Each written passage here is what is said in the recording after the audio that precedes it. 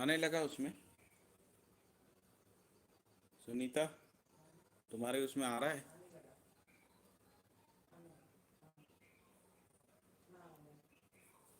आ रहा है। शुरू किया जाए।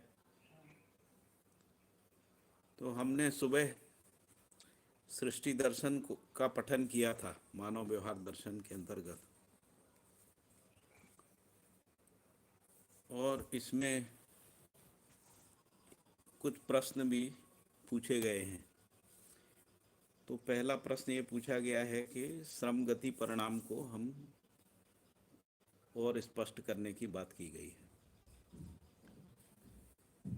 तो यदि ज्ञाना ज्ञानावस्था में यदि हम ऐसा देखते हैं कि ज्ञानावस्था का मानव जब जीव चेतना में रहता है तब उसके जीने में श्रम है, और इसी श्रम के कारण से उसमें क्षोभ होता है। जैसा राकेश भाई ने लिखा है कि क्षोभ यानी फ्रस्ट्रेशन होता है। क्षोभ एक प्रकार की मानसिक या बौद्धिक थकान है और एक प्रकार से दुख की अभिव्यक्ति है। क्षोभ के कारण से ही विश्राम की तृषा है, ऐसा जो है लिखा गया है। तो हर इकाई में जो चैतन्य इकाई है उसमें आशा के रूप में श्रम जो है वो दिखता है। तो जीवावस्था की इकाइयों में भी जीने की आशा के रूप में श्रम जो है वो दिखाई देता है। श्रम के आधार पे जो गति है, यदि उसको मानव में पहचानते हैं तो वो गति जीव चेतना से मानव चेतना, देव चेतना और दिव्य चेतना है। यदि मानव चेतना में संक्रमण नहीं होता है तो कोई गति नहीं है, फिर वहीं तक है, जीव चेतना तक ही है। तो इसी तरीके से जो पहले भी बताया था कि पदार्थावस्था, प्राणावस्था, जीवावस्था और ज्ञानावस्था में क्रमशः श्रम बना रहता है। और इसीलिए इस अध्याय के अंत में पृष्ठ 15 पे लिखा है, पदार्थावस्था प्लस श्रम बराबर प्राणावस्था। तो ये जो श्रम की निरंतरता है वो क्रमशः बनी रहती है, भ्रमित ज्ञानावस्था तक बनी रहती है। और जैसे ही भ्रमित ज्ञानावस्था से ज्ञानावस्था में मानव चेतना में संक्रमण होता है, श्रम का विश्राम हो जाता है। फिर जीने में कोई श्रम नहीं है। जीने में श्रम नहीं है तो मानव से देव मानव और फिर दिव्य मानव के रूप में संक्रमण होता है, और दिव्य मानव के बाद परिणाम आचरण की निरंतरता के रूप में निरंतर बना रहता है, जिसको हम लोग आचरण पूर्णता भी कह रहे हैं। और इसी प्रकार से प्राणावस्था में श्रम बना रहता है, उसके कारण से अग्रिम गति के रूप में जो है वो जीवावस्था है, जीवावस्था में श्रम है, उससे अग्रिम गति के रूप में ज्ञानावस्था है। तो इस तरीके से श्रम गति परिणाम सिद्धांतता है सभी इकाइयों में बना रहता है, सभी रचनाओं में बना रहता है। इसीलिए मध्यस्थ दर्शन में जो अध्ययन बिंदु हम लोगों ने पढ़े थे परसों, मध्यस्थ दर्शन के मूल तत्व, तो इन मूल तत्वों में सिद्धांत के बारे में भी पढ़ा था। तो सिद्धांत के रूप में यही लिखा है कि श्रम गति परिणाम ही सिद्धांत है, यानी श्रम गति परिणाम की निरंतरता हर इकाई में, हर अवस्था में, हर पद में देखने को मिलती है ना। इस रूप में श्रम गति परिणाम को समझा जा सकता है। दूसरा प्रश्न था अंतर्निहित अग्नि के संबंध में, जो यूरेनियम में किस प्रकार इसको समझ सकते हैं। मुझे लगता है कि राकेश भाई ने जो जवाब दिया है, उत्तर दिया है, वो काफ़ी सटीक है। तीसरा प्रश्न है कि किरण कोई क्रिया है क्या, तो वो भी राकेश भाई ने उत्तर दिया है कि किरण कोई क्रिया नहीं है, लेकिन किरण जो है वो क्रिया को प्रभावित करती है, क्रिया क्रिया के ऊपर उसका प्रभाव बना रहता है। जैसे पृथ्वी की क्रिया है या सूर्य की क्रिया है या पेड़ पौधों की क्रिया है या परमाणु की क्रिया है या मणियों का क्रिया है, उसमें किरण को ग्रहण करने की, यानी जो अग्नि है, ताप है, उसको ग्रहण करने की प्रवृत्ति के रूप में उसका पहचान होता है। फिर एक प्रश्न है कि परमाणु में प्राणमय कोश में प्रेरणा अस्वीकार करना किस प्रकार होता है। तो इसका उत्तर तो यही है कि किसी में भी प्रेरणा को अस्वीकार करना होता ही नहीं है ना। परमाणु में भी प्राणमय कोश नित्य प्रभावी बना रहता है, इसलिए परमाणु के अंश और परमाणु में प्रेरणा की निरंतरता बनी रहती है, जो प्राणमय कोश के रूप में ही है।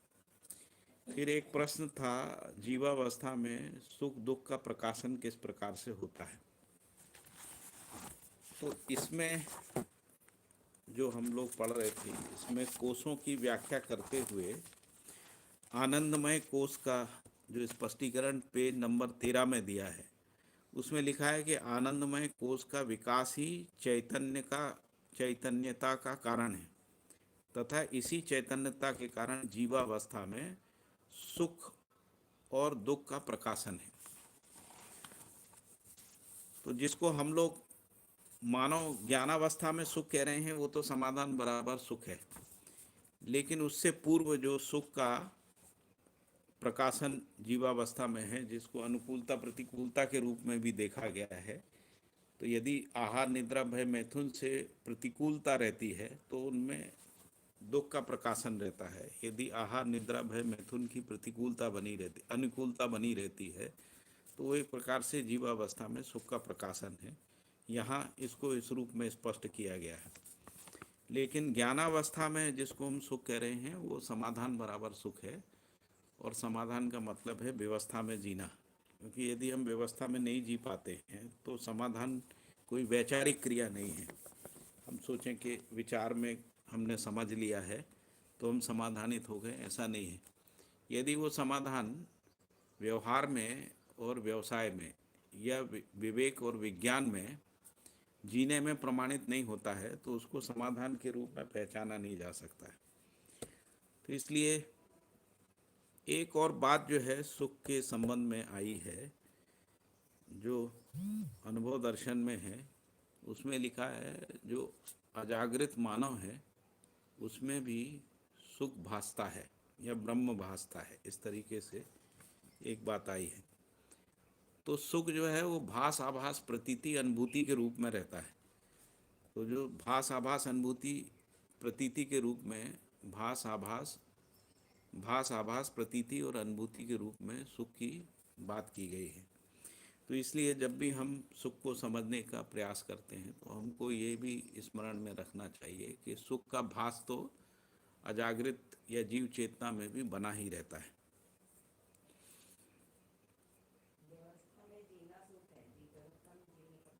तो इसलिए व्यवस्था में जी के ही सुख प्रमाणित होता है, सुख का प्रमाण आता है। इसके अलावा एक प्रश्न जो है, ये भी राकेश भाई ने बताया कि निरीक्षण परीक्षण सर्वेक्षण जो है उसके संबंध में किसी ने पूछा था, निरीक्षण परीक्षण सर्वेक्षण क्या होता है। तो यदि इसको हम समझने की कोशिश करते हैं तो मानव में अवलोकन का क्रिया है। अवलोकन का क्रिया का मतलब होता है समझने की क्रिया है। समझना क्या है, तो हर अवस्था सहज इकाइयों का जो रूप गुण स्वभाव धर्म है उसको समझना है। तो समझने के लिए अवलोकन क्रिया है। अवलोकन कैसे होता है, तो अवलोकन होता है ज्ञान विवेक विज्ञान सहित, या आलोक, जिस ज्ञान विवेक विज्ञान को सम्मिलित रूप में आलोक कहते हैं, आलोक सहित बोधपूर्वक की गई दर्शन क्रिया, इसको अवलोकन कह रहे हैं। तो अवलोकन दो प्रकार से होता है, एक होता है जांचना और दूसरा होता है परखना। तो जांचने का मतलब होता है निरीक्षण परीक्षण सर्वेक्षण, इन तीनों को मिला के हम कहते हैं जांचना। और परखने का मतलब होता है निरीक्षण परीक्षण सर्वेक्षण सहित पहचान प्रस्तुति, है ना। तो यहाँ पर पहचान प्रस्तुति हो गया है, वहाँ केवल निरीक्षण परीक्षण सर्वेक्षण है। निरीक्षण का अर्थ क्या है, तो निरीक्षण का अर्थ है निश्चय पूर्ण स्पष्ट स्थिति गति दर्शन, इस रूप में निरीक्षण होता है। तो निरीक्षण मूल रूप से सह अस्तित्व में स्थिति गति दर्शन के रूप में होता है, जिसमें निश्चय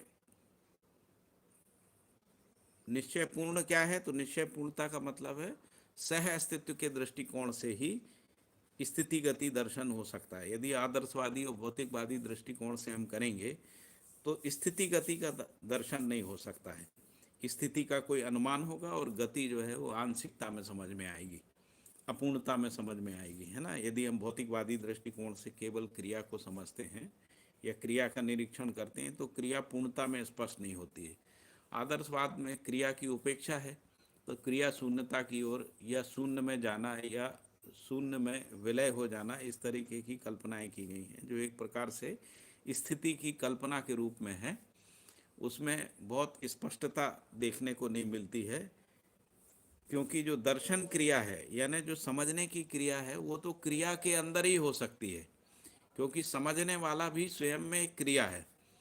इसीलिए मानव को ही समझने वाला या मूल रूप से जीवन को समझने वाली इकाई के रूप में पहचाना गया है। जीवन में भी समझने की क्रिया मूल रूप से ज्ञान अवस्था के मानव में ही हो सकती है। फिर परीक्षण क्या है? तो परीक्षण का मतलब है क्यों, कैसे और कितना का आकलन विधि। यानी जो वस्तु है, जो भी वस्तु है, जो भी क्रिया है, क्यों है, कैसे है और कितना है, इसका जो आकलन हम करते हैं इसको हम परीक्षण कह रहे हैं। परीक्षण एक प्रकार का स्पष्टीकरण व चित्रण है, और दूसरे तरीके से देखें तो परीक्षण पूर्वक ही ज्ञानार्जन होता है। ज्ञानार्जन का मतलब है कि हमको दर्शन के रूप में वस्तुएं स्पष्ट होती हैं, है ना। दर्शन में हम क्या दर्शन करते हैं? तो वस्तुगत सत्य का दर्शन करते हैं जो रूप गुण स्वभाव धर्म है। वस्तु स्थिति का दर्शन करते हैं जो देश काल दिशा है। और इसके बाद जो स्थिति सत्य है उसकी अनुभूति होती है ना। तो इस रूप में ज्ञानार्जन का क्रिया जो है जीवन में होता है, जो परीक्षण पूर्वक होता है। परीक्षण से दर्शन और अनुभूति के रूप में उपलब्धि होती है।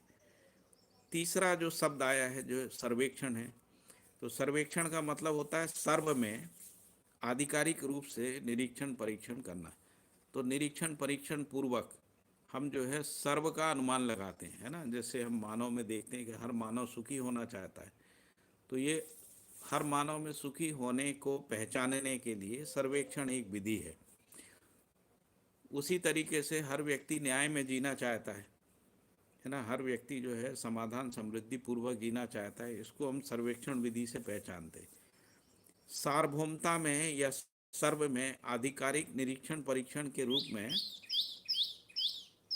सर्वेक्षण का क्रिया होता है, और सर्वेक्षण पूर्वक प्रयोग और अनुभूति होती है।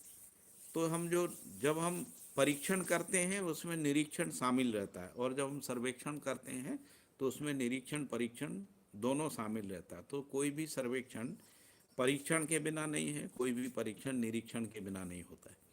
निरीक्षण परीक्षण सर्वेक्षण पूर्वक मानव में विश्लेषण विवेचना और परिलक्षित होना होता है। तो विश्लेषण का मतलब है अनेक प्रकार से अनेक कोणों से परीक्षण किया गया सत्यापन, और विवेचना का मतलब है अनेक दिशा अनेक कोण से परीक्षण पूर्वक समाधानकारी सूत्र सहित लक्ष्य को पहचानना। विश्लेषण और विवेचना पूर्वक ही मानव में परिलक्षित होना यानी लक्ष्य का पहचान होना, दिशा का पहचान होना, है ना, ये स्पष्ट होता है। परिलक्षित होने का परिभाषा जो है ऐसा समझाया गया है, परीक्षण पूर्वक पहचाना हुआ, निरीक्षण पूर्वक निर्धारित और स्वीकृत, प्रमाणित करने की दृष्टि विकसित करना, है ना। इसके अलावा भी जब हम इसको और गहराई में समझने का प्रयास करते हैं तो विश्लेषण विवेचना और परिलक्षित होकर ही मानव में शोध निदान समाधान और प्रमाण तक जानना मानना पहचानना निर्वाह करने की निरंतरता के रूप में अनुभव होता है। यानी जो शोध की क्रिया है, शोध की क्रिया विश्लेषण विवेचना और परिलक्षित होने के साथ ही होती है। शोध पूर्वक ही निदान जो है स्पष्ट होता है, शोध और निदान पूर्वक ही समाधान और प्रमाण की स्पष्टता होती है। तो विश्लेषण, विवेचना, परिलक्षित होना, शोध, निदान, समाधान और प्रमाण के रूप में मूल रूप से जो क्रिया है वो अवलोकन ही है। अवलोकन पूरा होने से मानव पारंगत हो जाता है। पारंगत होने का मतलब है जागृत मानव का प्रमाण प्रस्तुत करना, इसको पारंगत या पारंगतता कहते हैं।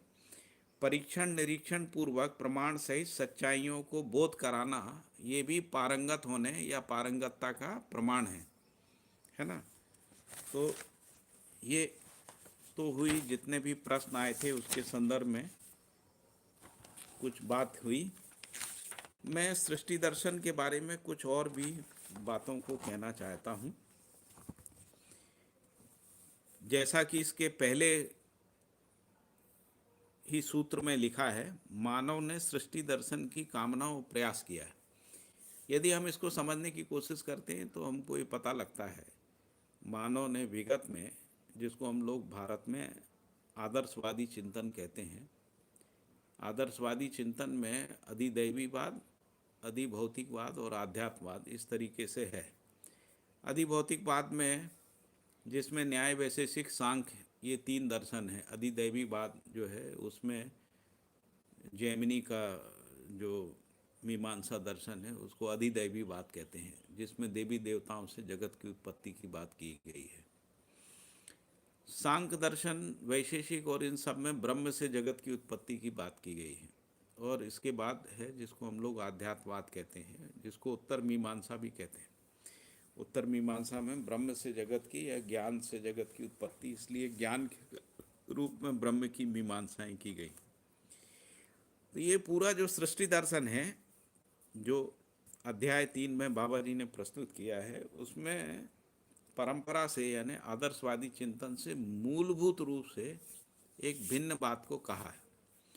पहली बात तो उन्होंने कहा कि ये जो ब्रह्म रूपी व्यापक वस्तु की जो बात की गई है परंपरा में, उससे किसी भी चीज़ की उत्पत्ति सिद्ध नहीं होती और उसकी स्वयं की भी उत्पत्ति सिद्ध नहीं होती।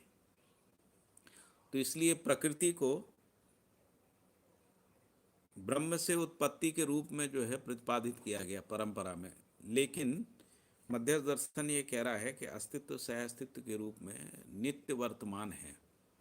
प्रकृति को शाश्वत बोला है। शाश्वत इसलिए बोला है क्योंकि प्रकृति में उद्भव विभव प्रलय के रूप में उसकी वर्तमानता बनी रहती है, इसलिए अस्तित्व सह अस्तित्व रूप में नित्य और शाश्वतता का सह अस्तित्व है, नित्य वर्तमानता के रूप में बना रहता है। इसकी कोई उत्पत्ति का काल सिद्ध नहीं होता है। तो इसलिए आदर्शवादी दृष्टिकोण और सह अस्तित्ववादी दृष्टिकोण में बुनियादी अंतर देखने को मिलता है। वो बुनियादी अंतर यही है कि जो ब्रह्म की उपस्थिति है या ब्रह्म की जो व्याप्तता है या जो क्रिया शून्यता के रूप में जिसको हमने स्पष्ट जो मध्य दर्शन ने पहचाना है, जिसको हम साम ऊर्जा या निरपेक्ष ऊर्जा कह रहे हैं, उसका पहचान क्रिया में ही होता है। और क्रिया में जो उसका पहचान होता है, उस पहचान के साथ ही यदि मानव जीता है तो मानव के जीने में ज्ञान, विवेक और विज्ञान का क्रम से प्रकटन होता है। यदि जिसको हम सत्तामयता कह रहे हैं, तो सत्तामयता का मतलब है कि जो इकाइयों की सीमा तक सत्ता का पहचान है, वो पहचान कैसे होती है? तो जो प्रकृति है वो व्यापक वस्तु है ना, जैसे ऊर्जा संपन्नता जिस रूप में हम पहचानते हैं, तो ऊर्जा संपन्नता का कारण व्यापक वस्तु है।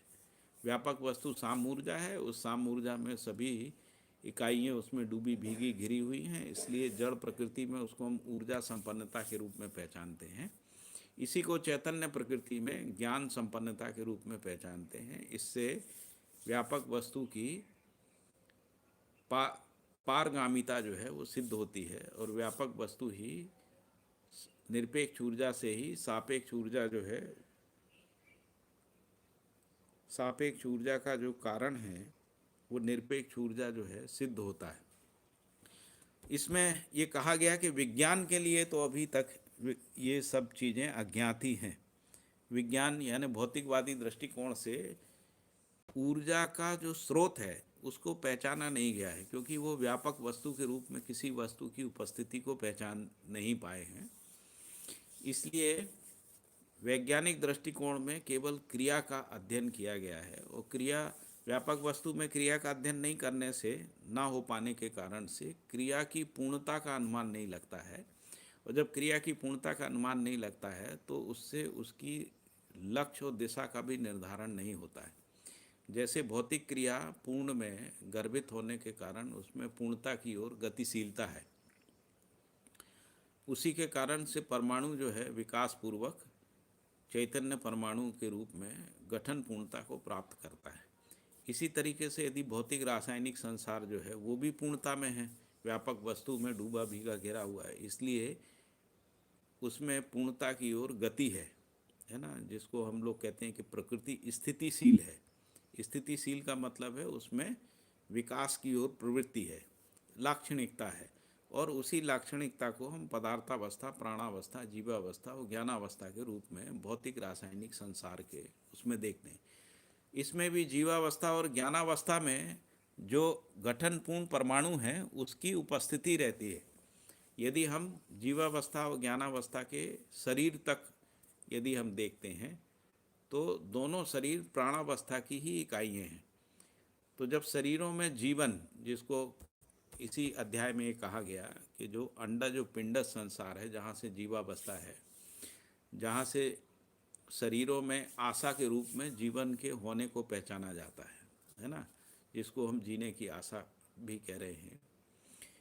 तो जीवावस्था भी पूर्णता में होने के कारण से उसमें पूर्णता की प्रवृत्ति है, यानी जो चैतन्य इकाई है, चैतन्य इकाई भी पूर्ण होना चाहती। इसी पूर्णता को जागृति क्रम और जागृति के रूप में पहचाना गया है।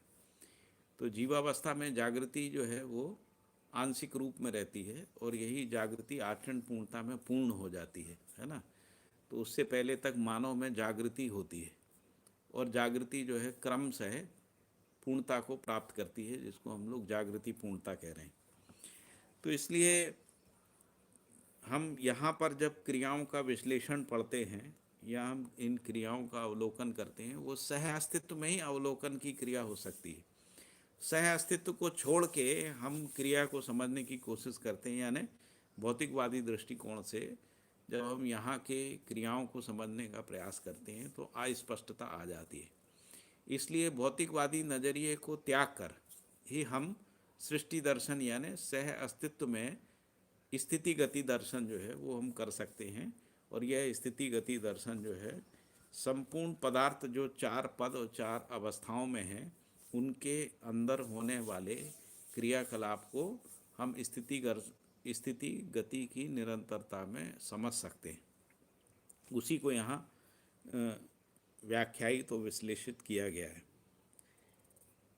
और विवेचित किया गया है।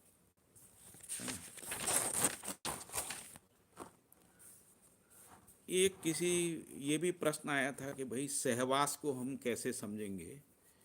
तो सहवास का मतलब है साथ साथ होने से या साथ साथ रहने से है ना। तो जैसे मानव में सहवास क्या है, तो मानव परिवार समाज में रहता है। समाज जो है 10 सोपानी व्यवस्था में विश्व समाज तक सूत्रित होता है। तो ये जो मानव का साथ साथ रहना है, यही सहवास है। और इस सहवास में प्रेरणा क्या है, इस साथ साथ रहने में आदमी क्यों साथ साथ रहना चाहता है, ये प्रश्न आएगा। क्योंकि उसमें प्रेरणा है। किस बात की प्रेरणा है, तो मानव में न्याय धर्म सत्य के रूप में प्रेरणा बनी रहती है। न्याय की प्रेरणा बस ही मानव न्याय में सुख का अनुभव करता है। धर्म की प्रेरणा बस ही मानव सुख शांति समाधान का, सुख शांति और संतोष का अनुभव करता है ना। इसी तरीके से जो सत्य की प्रेरणा है, सत्य की प्रेरणा बस ही मानव में सुख शांति संतोष आनंद, जीवन में सुख शांति संतोष आनंद की अनुभूति होती है, जो मानव में समाधान समृद्धि अभय सह अस्तित्व के रूप में प्रकट होती है। तो इसको हम लोग सह अस्तित्व में ही समझ सकते हैं, है ना। तो ज्ञानावस्था में जिस प्रकार से सह अस्तित्व है, उस सह अस्तित्व में मानव परिवार विश्व परिवार तक अखंड समाज के रूप में सूत्रित होता है। इस रूप में सहवास की क्रिया को समझा जा सकता है। और दूसरा, यदि हम इसको प्राणावस्था में इसको समझने की कोशिश करेंगे तो इसमें लिखा है कि जो प्राणावस्था में जो अनुसंगीयता है, यानी अपने को मल्टीप्लाई करने की जो प्रवृत्ति है, वो भी सहवास बस ही होती है। इसीलिए पेज 9 में लिखा है कि सहवास ही सृष्टि का मूल कारण है ना। तो सृष्टि का मतलब पदार्थावस्था से प्राणावस्था, प्राणावस्था से जीवावस्था। तो उस तरीके से प्राणावस्था की समस्त रचनाएं और जीवावस्था के समस्त शरीर, मानव के भी शरीर सहवास पूर्वक ही, है ना, उनकी रचना होती है। तो इस अर्थ में सहवास को यहाँ पर स्पष्ट किया गया है। मुझे लगता है और कोई प्रश्न होंगे तो इस पे फिर कभी बात करेंगे, या जो प्रश्न यदि आप प्रश्न आया है, जीवनी क्रम में भी कोई पूर्णता है क्या? जीवनी क्रम में भी कोई पूर्णता है? नहीं, पूर्णता तो जीवन में है। जीवन में जो पूर्णता है वो जागृति के रूप में है, और परमाणु में जो पूर्णता है वो गठन पूर्णता के रूप में है। मानव में जो पूर्णता है वो क्रिया पूर्णता के रूप में है। तो जब हम क्रिया पूर्णता की बात करते हैं वो मानव के लिए है। तो जीवनी क्रम है, मतलब जो जीवन जो है क्रम से अभिव्यक्त होता है, उसके अर्थ में जीवनी क्रम की बात की गई। पदार्थ का अर्थ को न स्पष्ट करना। पदार्थ का अर्थ जैसा इस परिभाषा में लिखा हुआ है, पद भेद से अर्थभेद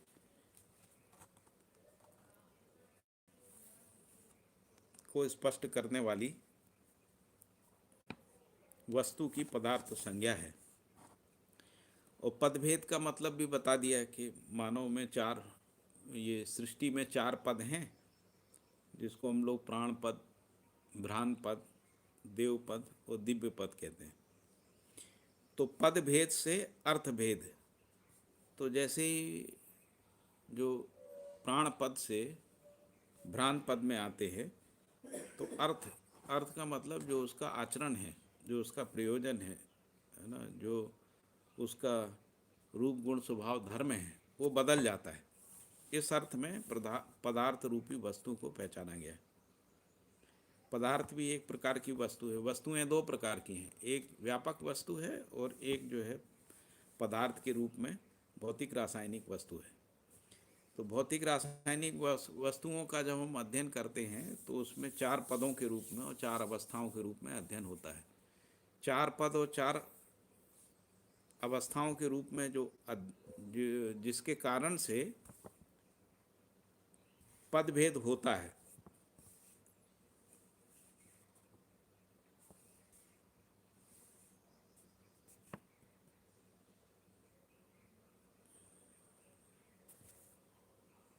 तो जो पदार्थ है, जब वो व्यापक वस्तु से प्रेरणा को ग्रहण किए रहता है, उसके कारण से पदभेद से अर्थभेद जो है वो विकास पर्यंत, जागृति पर्यंत, है ना, वो बना रहता है इस रूप में।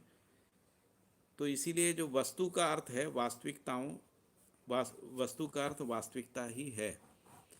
तो वस्तु का अर्थ वास्तविकता तब होता है जब हम व्यापक वस्तु में क्रियाशील वस्तुओं को देखते हैं, तो उसमें जो वास्तविकताओं का प्रकाशन होता है उसको वास्तविकता कह रहे हैं, क्योंकि वस्तु का जो अर्थ है वो वास्तविकता के रूप में होता है, और वास्तविकता रूप पद बल वास्तविकता जो है रूप गुण स्वभाव धर्म के रूप में रहती है। इस अर्थ में हम लोग वास्तविकता को पहचानते हैं। जड़ में दो पद है, चैतन्य में दो पद है। हाँ, जड़ में दो पद हैं और चैतन्य में दो पद हैं। ठीक है, सभी को नमस्कार।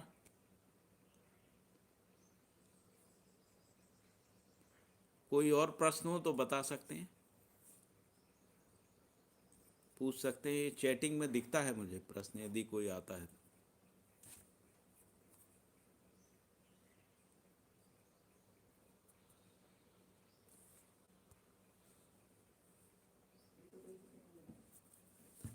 ठीक है, सभी को नमस्कार।